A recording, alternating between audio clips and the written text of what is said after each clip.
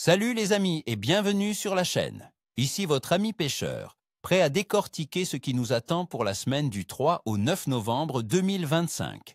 Et laissez-moi vous dire, les amis, que cette semaine ne sera pas de tout repos. On a un cocktail météo assez explosif qui se prépare, avec des hauts et des bas, une pleine lune majeure en plein milieu. Bref, une semaine qui va demander de l'adaptation, mais qui pourrait bien récompenser ceux qui sauront lire l'eau. C'est dans des semaines comme ça qu'on fait les plus belles pêches, celles dont on se souvient. Alors, sortez vos calepins, préparez le café, on analyse ça ensemble, et je vous donne toutes mes astuces pour déjouer le poisson. On va se concentrer sur deux guerriers de l'eau froide, le magnifique doré et le grand brochet. Ce sont des cibles de choix pour cette période de l'année au Québec. Commençons par le doré.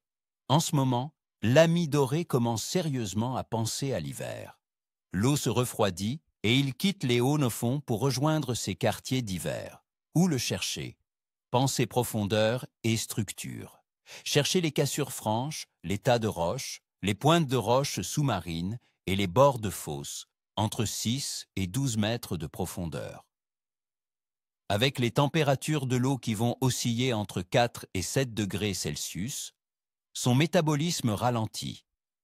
Il ne va pas courir un marathon pour un petit souper. Sur quoi le pêcher? La finesse est la clé. C'est le temps parfait pour la pêche à la verticale, le jigging. Une tête de plomb entre une demi et une once, avec un leurre souple imitant un petit poisson. Les couleurs naturelles comme le blanc, le perle ou le chartreuse par temps couvert sont des valeurs sûres. L'animation doit être minimale, de petits sauts sur le fond, avec de longues pauses. La touche sera souvent très subtile, alors gardez votre ligne bien tendue. Passons maintenant au roi de nos eaux, le grand brochet. Lui aussi, il sent le froid arriver. Les gros spécimens, surtout, deviennent plus solitaires et se postent en embuscade près des mêmes structures que le doré, mais souvent un peu moins profond ou en suspension juste au-dessus. Ils attendent le repas facile. Où le chercher? Visez les abords des herbiers mourants qui bordent une cassure, les grands plateaux rocheux près d'une fosse, ou encore les environs d'une arrivée d'eau plus chaude. Le brochet est un chasseur opportuniste. Sur quoi le pêcher? En novembre, il faut lui présenter une grosse bouchée qui bouge lentement. Oubliez les récupérations rapides. C'est le moment de sortir les gros swimbaits. C'est leur souple de 6 à 8 pouces, montés sur une tête de plomb légère pour les faire nager juste au-dessus du fond. Les jerkbaits qui restent en suspension lors des pauses sont aussi excellents. Une animation lente, avec de très longues pauses de 5 à 10 secondes, peut déclencher une attaque foudroyante. N'ayez pas peur d'utiliser de gros leurres, c'est le temps des monstres. Maintenant, analysons les conditions générales qui vont influencer notre semaine. Côté météo, ça va être le yo-yo, les amis. On commence la semaine avec de la douceur et de la pluie, pour ensuite voir le mercure chuter drastiquement en milieu de semaine, avec même un risque de neige dans la nuit de jeudi. Les températures vont jouer entre 13 degrés et moins 1 degré Celsius.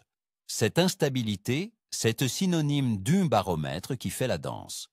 En général, une chute de pression avant un front chaud peut activer le poisson, tandis qu'une hausse rapide après un front froid a tendance à lui clouer le bec. La clé sera de pêcher juste avant l'arrivée des systèmes pluvieux. La température de l'eau, comme je le disais, va continuer sa descente. On est dans la zone des 4 à 7 degrés. À cette température, le poisson est moins combatif, mais il doit quand même s'alimenter pour liver. Les périodes d'activité seront courtes et intenses. Il faudra être là au bon moment. Et puis, il y a la lune, et pas n'importe laquelle. On aura une pleine lune, une super lune même, ce mercredi. La croyance populaire dit que les jours entourant la pleine lune sont excellents pour la pêche, avec un pic d'activité, surtout la nuit. Mythe ou réalité, une chose est sûre. La luminosité accrue peut pousser les prédateurs comme le doré à chasser plus activement. C'est un facteur à ne pas négliger. Globalement, l'activité du poisson sera concentrée sur de courtes périodes. Ce n'est plus le temps où l'on pêche 12 heures d'affilée.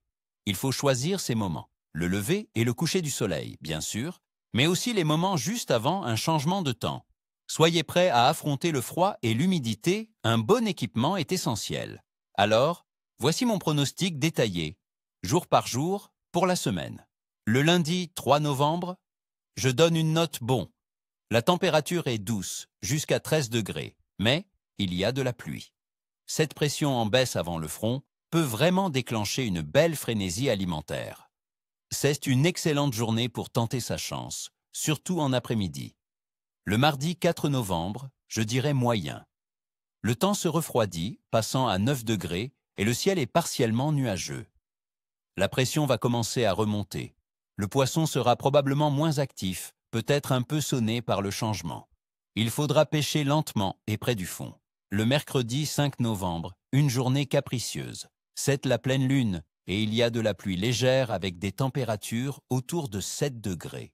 Le potentiel est là, surtout au lever et au coucher du soleil.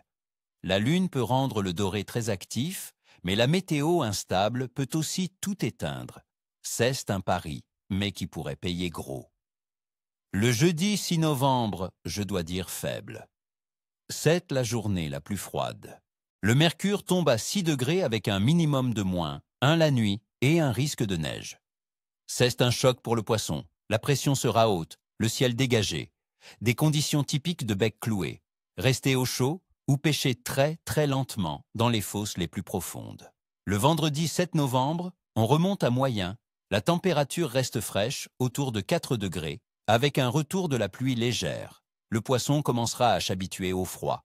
La pression sera plus stable. Une pêche lente et patiente pourrait donner quelques résultats en fin de journée. Le samedi 8 novembre, un bon potentiel pour le week-end. Le mercure remonte à 11 degrés avec de la pluie. C'est un redout significatif. La pression va chuter à nouveau et ça, le poisson adore.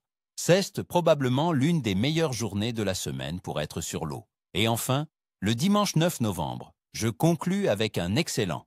La douceur s'installe avec 14 degrés et de la pluie. C'est une journée de basse pression parfaite pour l'activité des prédateurs. Si vous ne devez choisir qu'un seul jour pour pêcher, c'est celui-ci. Attendez-vous à de belles attaques. Voilà, mes amis, le portrait complet pour la semaine à venir. Une semaine de défis, mais avec de superbes fenêtres d'opportunités, surtout en début et en toute fin de semaine. J'espère que ces conseils vous aideront à préparer vos sorties. N'oubliez pas vos vêtements chauds et imperméables. Je vous souhaite la meilleure des chances et une excellente pêche. Ni queue ni tête, comme on dit. Si cette vidéo vous a plu, n'hésitez pas à laisser un gros pouce bleu, à vous abonner pour ne rien manquer et surtout, partagez dans les commentaires vos propres plans pour la semaine. Allez-vous sortir malgré le froid? Quelles sont vos techniques pour l'automne? J'ai hâte de vous lire. À la prochaine, les amis.